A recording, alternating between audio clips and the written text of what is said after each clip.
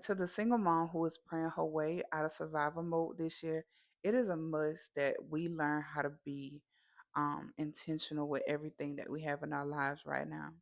And what I mean by that, it's a must that we practice good stewardship. Stewardship over your prayer life, stewardship over your mental health, your finances, your physical health. Because, like I told y'all, God been he been talking to me like, girl, okay now, you slipped. You got to get it together. So it is a must that we learn how to practice stewardship. I believe that in this way, it's not only a faith walk, but you're being intentional with life. Like you're being so intentional with everything you have. You're being appreciative for everything you have so that when God brings you out of survival mode, you'll be ready. But the things that he gives you, like all things new that he gives you, you'll learn how to steward your new house, steward your new apartment, steward your new car. So if you have a car right now and it's beat up, girl, or if you have a house and some certain things in your house needs a little TLC, that's okay. Give it some TLC. Like, be appreciative for what you have. I believe that this is a faith walk to God, because everything that you have right now, you're showing God, God, I'm appreciative of this. Okay, I'm stewarding this thing that you blessed me with. Even though it is old, I'm gonna treat it like it's brand new. Even though I've had it for certain years, I'm gonna treat it like I just got it yesterday. I'm gonna be appreciative for this house. I'm gonna be appreciative for this child. I'm gonna be appreciative for you. In spite of the bad, God, I know that you're still working it out for my good. For those of you who are always anxious, because you know how single moms get, we're always on 10. For those of you who are anxious, I believe that God is calling you to be intentional with him in this season. Okay.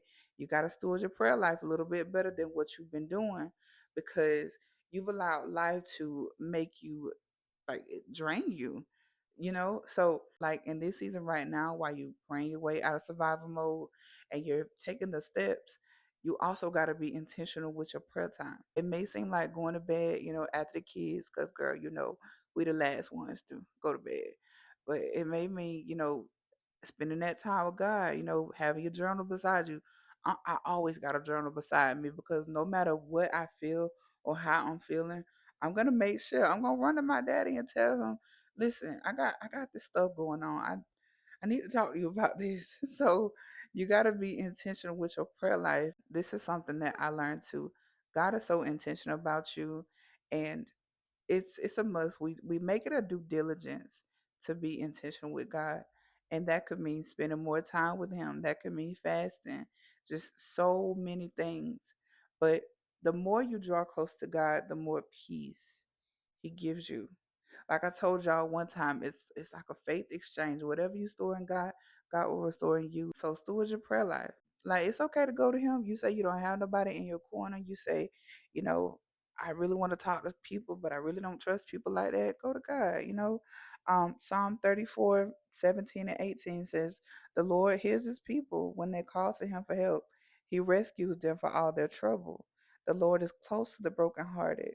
He rescues those whose spirits are crushed. Like I said, God is intentional with you just as much as you get intentional about him. Something else I learned too, when God starts healing you, for those of you who are healing, you need to steward, the things that he heals you from. So if he told you to back away from drinking, you got to back away from drinking. If he told you you can't be in that certain crowd no more, you can't be in that certain crowd no more.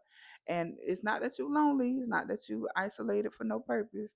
There's a purpose in everything we do. So again, he's intentional about you because he loves you that much. And as far as finances, it's time to steward that too. Listen, I've seen God do a lot with a little, okay? So it's not about what you have, how much you have. It's about your obedience. It's about how you steward what he gives you. So if you're like me, you learning how to save because, well, I didn't grow up around people that knew how to save. I grew up around people who had the mentality of spend a check and get it right back. But no, in this season, baby, we gotta save. We gotta tell the kids we got McDonald's at home. It's okay to treat yourself. I'm not saying don't treat yourself, but if you got some goals, you already know what you need to be doing. There's plenty of YouTube videos, plenty of books. Like, get your knowledge, get your wisdom, and apply it. Keep building, keep growing, but know that you can do it.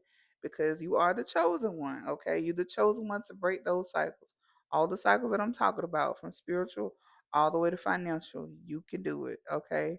Just got to be intentional about it. So while you're waiting, be intentional with what you have, but also be appreciative of you growing.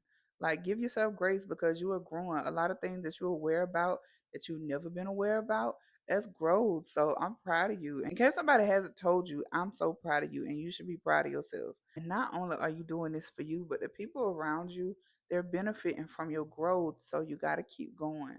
Okay, you're doing a good job. I just want to let you know that now. You're doing a real good job. No matter where you at, single mama. Okay. I see you. God sees you. You're doing such an amazing job. This is not an easy task, but God is with us. So we good. I'm declaring and I'm decreeing with you that we're walking out of this thing. Okay. Fearfully and wonderfully made. But while we're in it right now, we're gonna practice as if it's already done. Because God is able. Okay, you know he's able. He did it before, he'll do it again.